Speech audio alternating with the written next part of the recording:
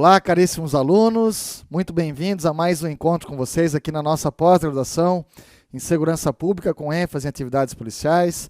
Hoje nós vamos abordar com vocês mais um tema extremamente relevante para nós que atuamos na área de segurança pública. Nós vamos falar da Lei de Interceptação Telefônica. Uma lei bastante enxuta, uma lei curta, 12 artigos apenas. Desses 12, 10 que nos interessam. Por que 10? Porque tem 2 artigos que correspondem àquele chavão, né? Essa lei entra em vigor na data da publicação e revogam-se os dispositivos em contrário. Mas não se engane, são 10 artigos que trazem muito conteúdo. Essa é uma lei que suscita enorme debate na doutrina e também na jurisprudência. Nós vamos ver aqui súmulas, muitas teses do STJ sobre a lei de interceptações telefônicas. Quem atua na área de segurança pública sabe que a interceptação telefônica ela acaba sendo muito utilizada. Não tanto quanto alardeado pela mídia, mas sim, nós fazemos uso desse meio extraordinário de obtenção de prova. Uma medida cautelar importante para a colheita de provas. Agora, veja só, a interceptação telefônica é um tema que ganha relevo, inclusive para você concurseiro. Você que vai fazer concurso, seja aí para delegado de polícia, seja para defensoria pública, Ministério Público, magistratura, é uma lei muito explorada, cai em todas as etapas do concurso. Nas provas objetivas, onde geralmente são cobradas ali questões que trazem a literalidade da lei, mas também são cobradas questões discursivas, já que ela traz muita discussão jurisprudencial, como eu já alertei. Então, questões discursivas, peça profissional sendo cobradas e também uma temática explorada na prova oral. Enfim, é um tema importante que faz parte do dia a dia daqueles órgãos encarregados da persecução penal e que nós vamos estudar de maneira bastante aprofundada, verticalizada, trazendo todo o debate doutrinário e jurisprudencial aqui para vocês, tá bom? Então, sem maiores delongas, vamos lá? Lei de Interceptação Telefônica. Introdução aqui importante, já falei para vocês que é uma cautelar probatória, mas lembre-se, pessoal, que quando a gente fala em interceptação telefônica, a gente tem que lembrar de direitos fundamentais. Quais direitos fundamentais aqui? A intimidade e a vida privada. Não tenha dúvida que esses direitos fundamentais, eles estarão em jogo aqui. E você deve lembrar também que esses direitos fundamentais não constituem direitos absolutos. Quando a gente pensa numa interceptação telefônica, pensa aí num agente de polícia federal fazendo análise de conversas que estão sendo monitoradas, um policial civil, um investigador que está lá fazendo as escutas telefônicas, ouvindo as conversas mantidas pelos investigados. Pessoal, naturalmente, conversas íntimas relacionadas à vida privada, acabam surgindo. A gente já tem experiência na área, então já vi de tudo. Já vi ali o sujeito conversando de forma íntima com a esposa, conversando com o amante, enfim, tem de tudo ali, pessoal. É claro que é um meio de prova bastante invasivo.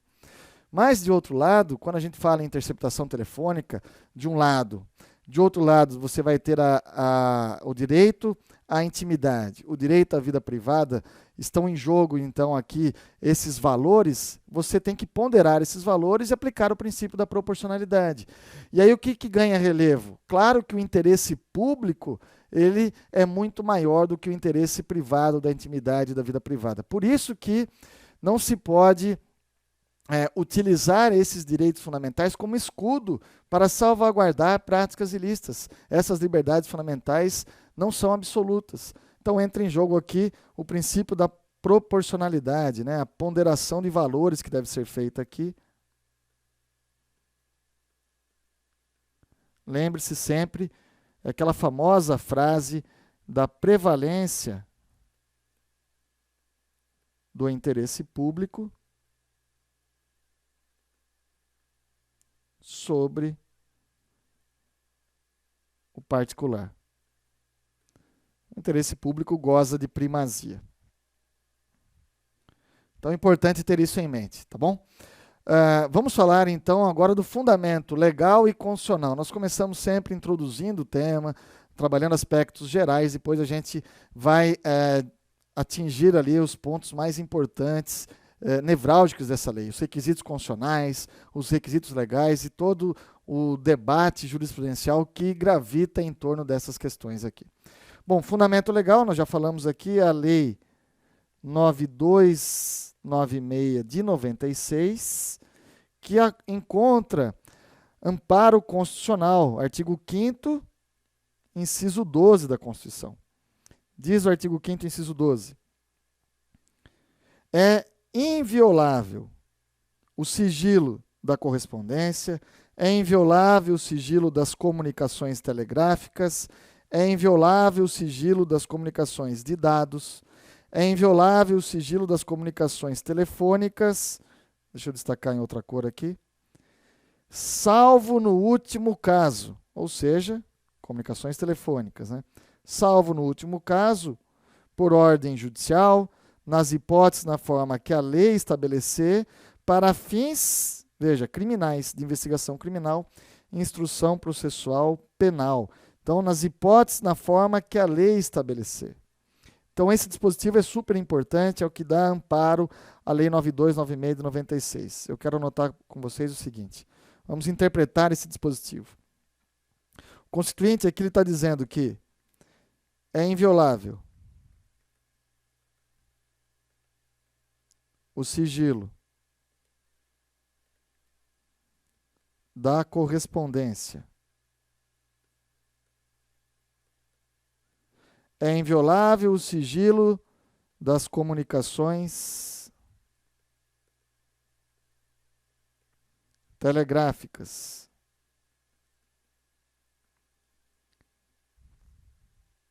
É inviolável o sigilo das comunicações de dados. E é inviolável o sigilo das comunicações telefônicas.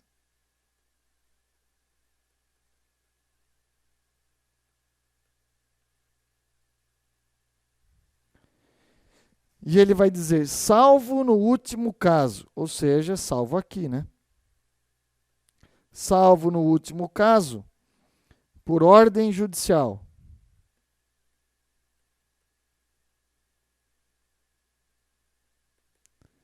Salvo no último caso, nas hipóteses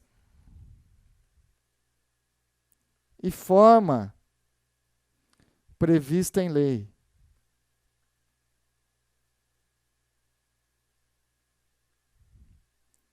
Salvo no último caso, para fins criminais.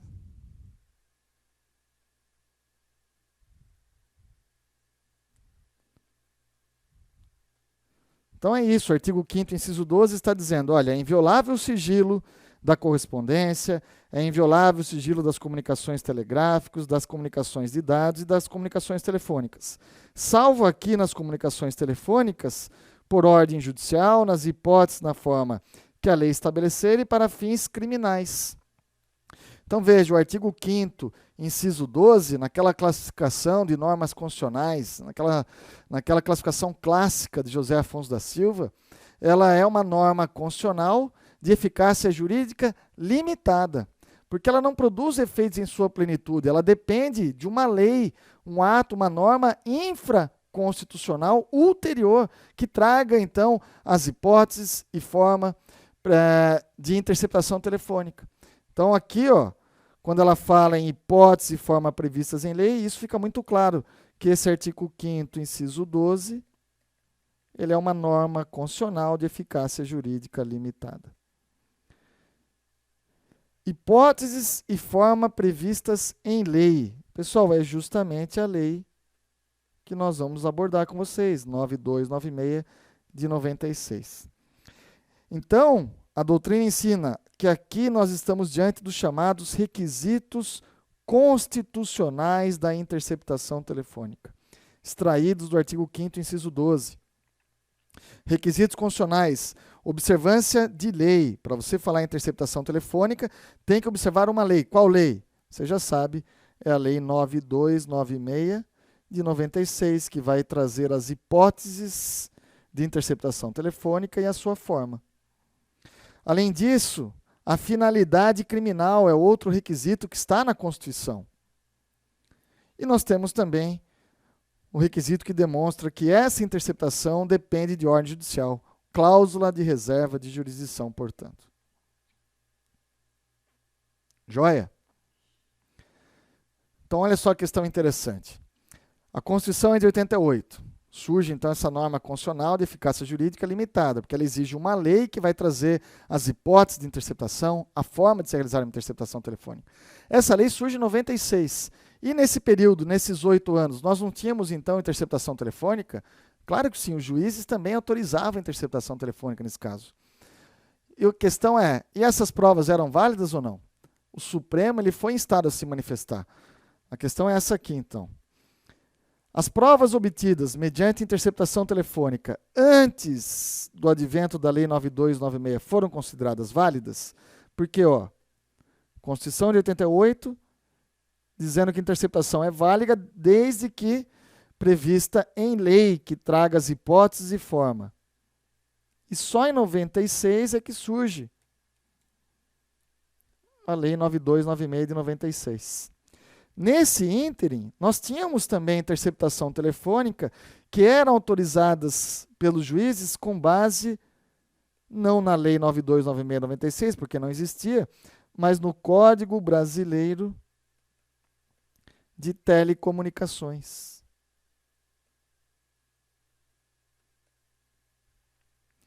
A pergunta que eu trago para vocês aqui é se essas provas que foram colhidas antes do advento da Lei 9296 de 96, com base no Código Brasileiro de Telecomunicações, foram consideradas válidas ou não? Aí o Supremo vai dizer que não. Por quê? Porque esse Código Brasileiro de Comunicações não trazia as hipóteses e tampouco a forma de se realizar a interceptação, tal qual exigido aqui no inciso 12 do artigo 5º. Então essas provas foram consideradas ilícitas. Interceptações realizadas antes da lei em estudo e após a Constituição de 88, que se basearam no Código Brasileiro de Telecomunicações, foram consideradas ilícitas pelo Supremo. Joia? Fácil aqui? Temos mais uma questão interessante, né? Veja, o artigo 5º, inciso 12, ele fala que é inviolável o sigilo da correspondência, das comunicações telegráficas e dados e também das comunicações telefônicas. Salvo no último caso, fazendo referência então às interceptações de comunicações telefônicas, desde que haja uma lei trazendo hipótese, forma, ordem judicial e para fins criminais. Diante disso, a questão que nós vamos trabalhar agora é essa. Essa expressão, salvo no último caso, que está aqui no artigo 5º, inciso 12, refere-se somente à comunicação telefônica? Em outras palavras, será que é possível a gente falar em interceptação da comunicação de dados, da comunicação telegráfica ou de correspondência? O que você diria?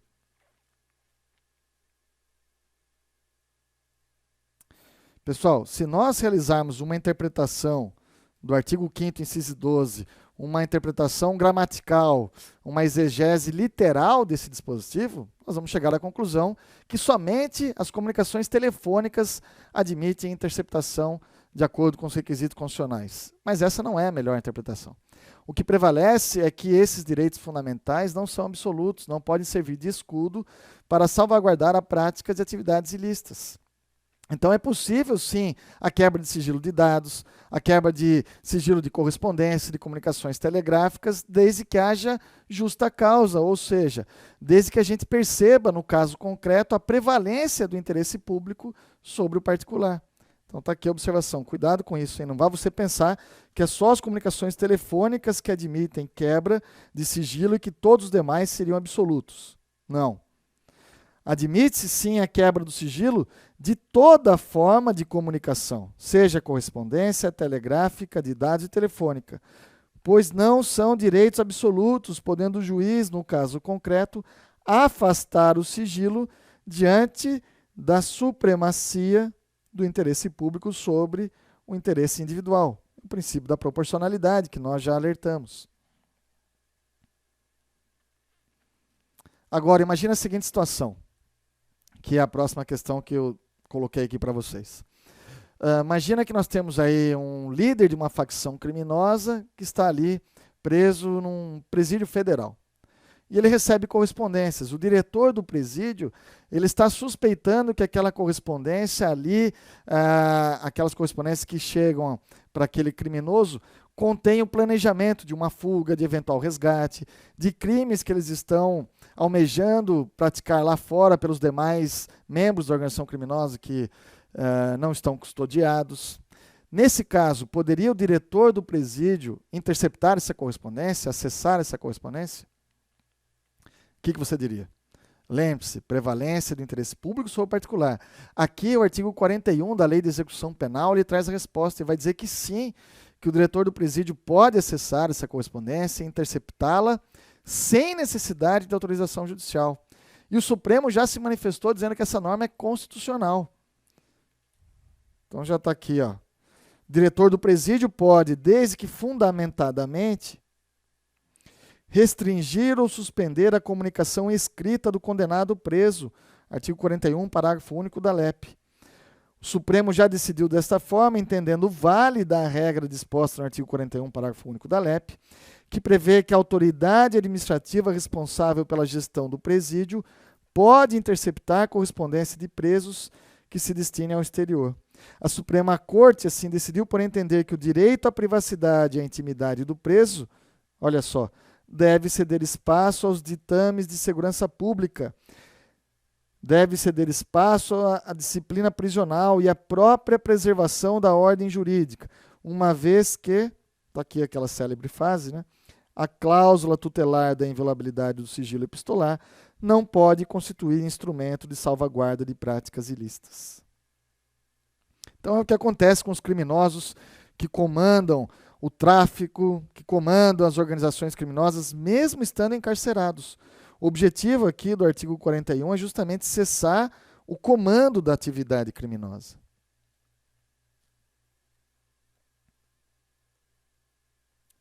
Joia? Pessoal, nessa fase introdutória do estudo dessa lei, a gente precisa trabalhar com vocês alguns conceitos importantes. A gente tem que saber a diferença entre interceptação telefônica em sentido estrito, a diferença com a escuta telefônica, com a gravação telefônica, também chamada de gravação clandestina. Você sabe dizer a diferença? E claro que tem um porquê, né? Claro que nós vamos apresentar esses conceitos que são relevantes e depois fazer uma perguntinha para vocês, e aí vocês vão conseguir enxergar a importância de você trazer consigo, de você compreender esses conceitos. Vamos lá, então. Interceptação telefônica em sentido estrito, que é justamente o objeto da nossa aula. Quando que a gente vai ter uma interceptação telefônica em sentido estrito? Aqui, ó, é a captação da conversa telefônica feita por um terceiro sem o conhecimento dos interlocutores. Veja, nós temos aqui três protagonistas, três figuras. Vou escrever aqui embaixo.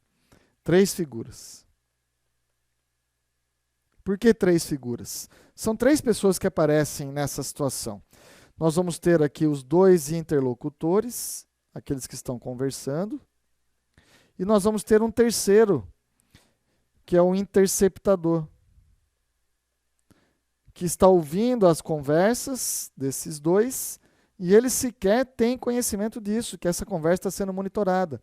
Então é o clássico exemplo da polícia, que com autorização judicial intercepta os telefones dos membros de uma associação criminosa, gravando os diálogos mantidos entre eles. Mas perceba, ó, eles não sabem que a conversa está sendo gravada, somente a polícia.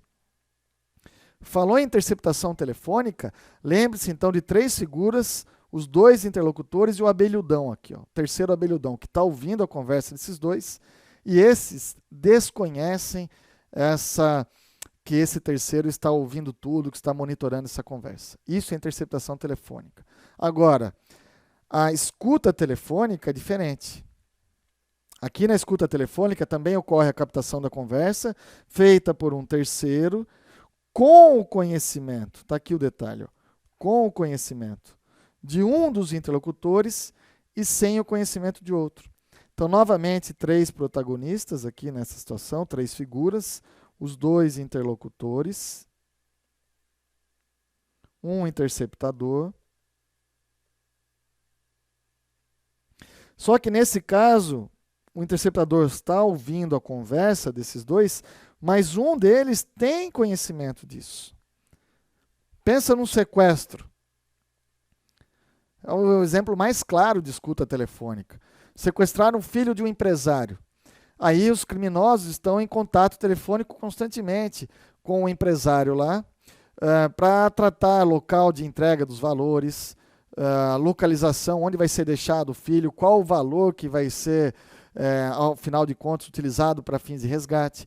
E a polícia, ela está ali do lado do pai, ouvindo toda a conversa, interceptou a conversa, o telefone do próprio pai, vítima nesse caso, para ouvir a conversa dos criminosos que constantemente ligam de telefones públicos, por exemplo, orelhões.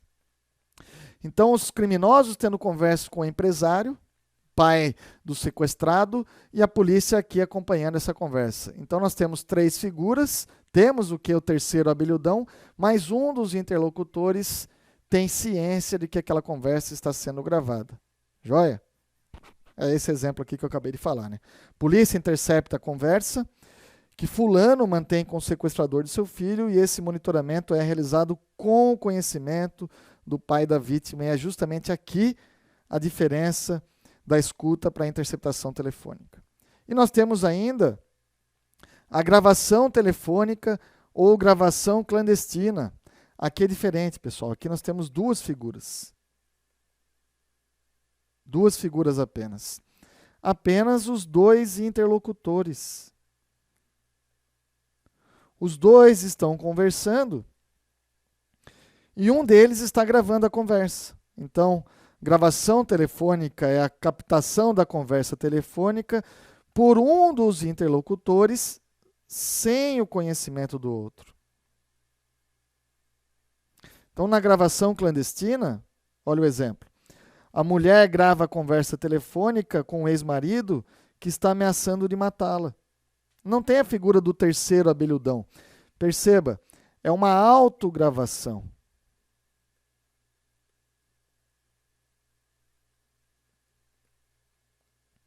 Não existe aqui a figura do terceiro interceptador.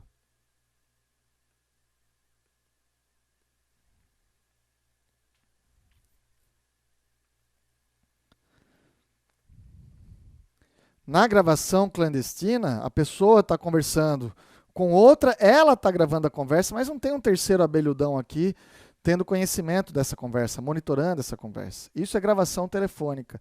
Quando eu trabalhei na corregedoria da PF em São Paulo, nós tivemos um caso assim. Tivemos um caso em que um empresário estava sendo vítima de concussão, supostamente praticada por policiais federais. Ele recebia telefonemas em que esses policiais, supostamente policiais, exigiam uma vantagem indevida, exigiam valores lá na época, salvo o melhor juízo, R$2 milhões, para não realizar uma interceptação, perdão, para não realizar uma fiscalização na empresa daquela vítima. Isso estou falando nos idos de 2013 e 2014. Então, R$2 milhões sendo exigidos ao telefone para evitar uma fiscalização, para não realizar uma fiscalização. Esse empresário gravou a conversa e ele apresentou para a gente. É uma gravação telefônica. Repare, não tem a figura do terceiro abelhudão. Percebeu a diferença? Interceptação telefônica, escuta telefônica e gravação telefônica. Nos 2 primeiros, nós temos 3 figuras. Tem a figura do terceiro abelhudão, o terceiro que vai ouvir a conversa dos outros 2 interlocutores. Quando esses 2 desconhecem a figura do terceiro, interceptação telefônica. Quando um deles tem conhecimento, escuta telefônica. Quando a conversa se dá apenas entre 2, sendo que um está gravando a conversa, aí falamos em gravação telefônica. Tudo isso é importante por conta dessa questão. Ó. Já entendemos o conceito. Agora eu pergunto. A interceptação telefônica, a escuta telefônica e a gravação telefônica, elas precisam de autorização judicial? Todas elas estão abrangidas pela lei? A Lei 9296 de 96? Essa lei, ela trabalha com interceptação telefônica? trabalha com escuta telefônica e também com gravação telefônica?